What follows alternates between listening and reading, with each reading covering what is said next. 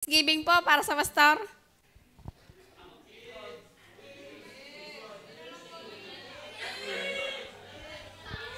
Ayun, ako'y nagpupurit nagpapasalamat sa Panginoon at una, syempre po, ang pastor din po ang naging pastor ko. Bali, ako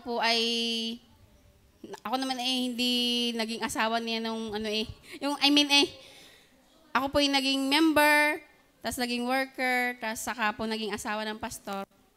Ako'y nagpupurit nagpapasalamat dahil dito po ako inilagay ng Diyos na maging member po at sa pangunguna po ng ating pastor, yun po ay isa sa blessing din po sa akin. Dahil bilang ako nga po, sabi na ulit ng Kuya Bet na bilang asawa ng pastor, nakikita ko po yung ibang gawain din po. Na nakikita ko po yung sistema din sa ibang church.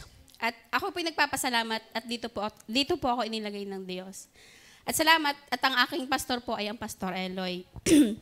Yun po ay blessing dahil nakakasalumuha ko po yung iba, na iba ay, yun nga, yung, basta maraming ipagpapasalamat sa Panginoon dahil bagamat ang ating pong pastor ay nasa ganyang kalalagayan, siya po ay talagang ginagamit ng Panginoon. Nakikita ko yung ibang pastor na daw sila matatalino. Kung sa talino po ay matalino talaga.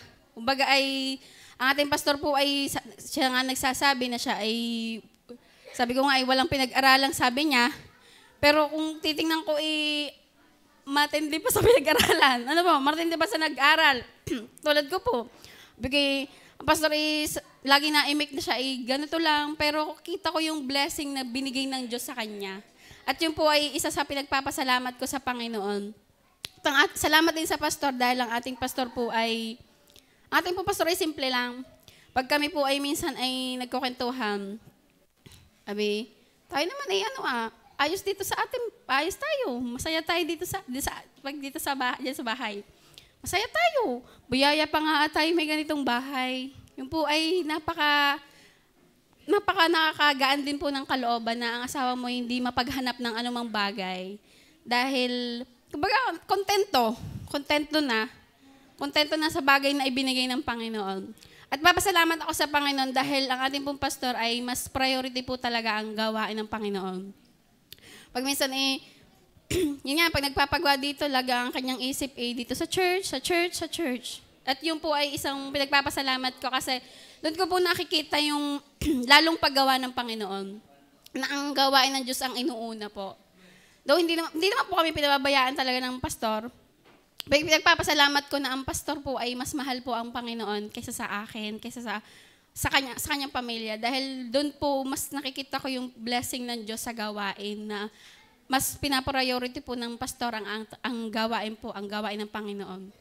Papasalamat ko, ang pastor po kami ngayon, yung kay Kuya Bet, yung nakakapag-jamming sila ng kanilang pamilya. Sabi ko nga yung misang, yung hindi ko naranasan kay pastor na holding hands while walking. Sabi ko, hindi ko naranasan yun. Hindi kami yung katulad ng ibang pamilya na galaga lang, ganyan. Pero salamat sa pastor. Salamat sa pastor. Totoo pa, minsan ako yung nagtatampo diyan. Sabi ko, pagising siyempre gigising sa umaga, nakapanalangin. Diretso na yan sa office, kakain, diretso sa office. Minsan ang balik na din sa loob ay mamamahinga na. Bebet daw hindi kami nagkakausap. Pag naman nandun na, tulog. wala na kaming panahon yung parang wala. Ganun sabi ko, wala akong magagawa dahil nasa pastor siya Kumbaga kumbaga na-develop na rin po sa akin na unawain ko na din.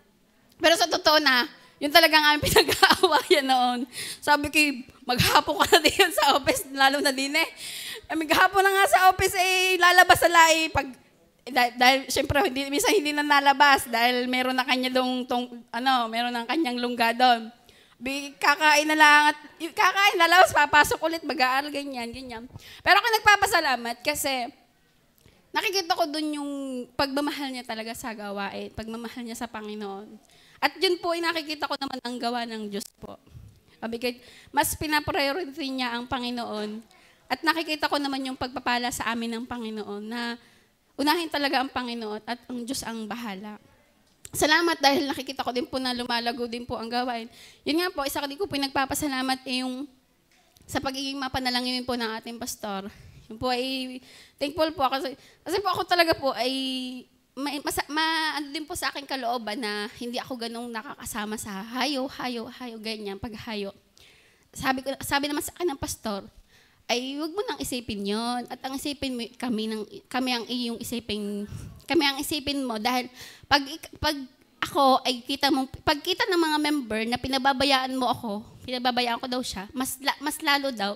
Kumbaga yun na din po ang naging sa akin, naging comfort na mas unahin ko nga po ang aking pamilya, ganyan po. At sabi niya answered prayer na din po kasi kita ko po yung gawa naman ng Panginoon na tayo po lalong dinagdagan ng mga manggagawa. Kumbaga doon po na rin yung ako naging comfort kasi po sa akin po masakit din na siyempre kailangan kong gumawa ng kasi kailangan ko asikasuhin din kailangan ko ding hindi naman ang ating namang katawan ay hindi ho sa palakas. Tiga ko minsan ay minararamdaman yun na lang sarili mo ay ayusin na din. Yun po ipinagpapasalamat ko din sa Panginoon na nagiging comfort po sa akin yung mga pananalitang yun na kami ang unahin mo at pag yung mga yan daw mga workers, syempre naano din ako nasasaktan din po ako sa aking sarili na pagod na mga worker ako din nila minsan ganyan. Pero salamat sa pastor dahil siya po yung nagpapaunawa sa akin na hindi dapat ay wag yun ang isipin mo. Dapat ay, kumbaga, mag-focus ako sa kanila pong mag-ama. At yun po, dahil, salamat sa pastor, dahil siya po yung talagang nangunguna po sa amin, sa aking pamilya. Sabi nga ni pastor, pag ako'y nagigil, ay gayon. Salamat dahil, kumbaga, ang pastor po ay talagang, bagaman di siya nakakatayo, ay tinatayuan niya yung talagang tayo niya bilang sa aming pamilya. At yun po ay pinagpapasalamat ko dahil, nga, bagaman hindi nga siya nakakalakad na ganyan, siya ay tunay na asawa. Asawa po sa akin, tunay na ama din kay Jimwell. Yung nga, mga bagay na pag ako hindi na mapagmahal po, sobra po mapagmahal sa anak. May mga bagay na ako'y hindi na, pero pagdating kay Jimwell ay uuna. Yun po. Salamat ako dahil may asawa kong, yun nga, mapagmahal sa anak. Dahil na-imagine ko yung ibang asawa, giinom, mga nagpabaya sa anak. Pero siya ay talagang suportado po ang aking anak. At kumbaga mas malapit nga po si Jimwell sa kanyang daddy. At yun po ako nagpupurit, nagpapasalamat din. Dahil siya yung nag-guide din sa akin sa Panginoon. Kumbaga siya yung nagtuturo ng unahin ang Panginoon at ang Panginoon ang bahala. Yung pa marami pong pagpapasalamat. Siya ay malaking kagaanan sa aking kalooban na siya ay nagpapatuloy sa Panginoon, na siya ay ginagamit talaga ng Panginoon. Lalo na po sa gawain ng Panginoon. At yun po, marami pa akong sasabihin, di sa amin na lang ang dalawa yun.